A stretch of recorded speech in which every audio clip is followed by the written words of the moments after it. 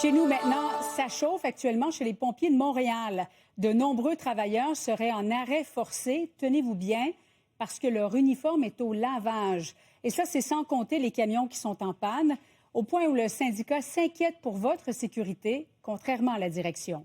Yves Poirier.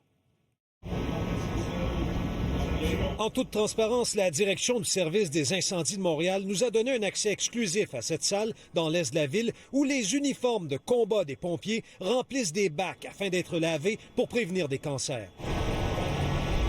Dans cette autre pièce, on fait sécher les uniformes, un processus qui dure environ 24 heures. Sans cet équipement essentiel, le pompier reste cloué à la caserne. Son camion est automatiquement hors service, déplore le syndicat, qui multiplie les sorties médiatiques depuis le début de la semaine. C'est carrément quelque chose qui est inacceptable au niveau de la sécurité de mes membres, puis le territoire, puis la couverture pour nos citoyens. Inutile de faire peur à la population, réplique le directeur du service des incendies, qui tenait à nous rencontrer sur place avec son bras droit Serge Villeneuve pour faire le point. J'en compte des dizaines comme ça. Vous n'êtes pas inquiet de voir ça derrière vous dans des bacs? Premièrement, il y a au-delà de 500 pompiers qui sont en service à tout moment, 24 heures sur 24, sur le territoire.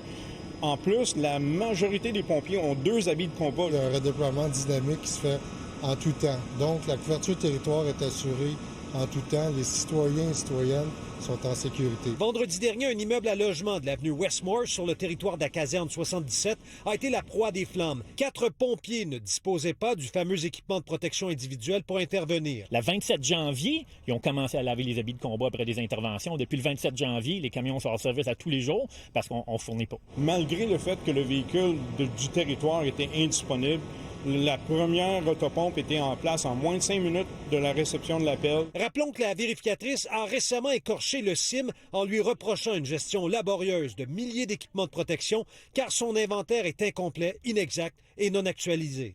On vient de commander 1500 habits de combat qui sont conformes aux nouvelles normes parce qu'on ne peut pas se permettre de commander des millions de dollars d'équipements qui vont être désuets dans quelques mois. Yves Poirier, TVA Nouvelles, Montréal.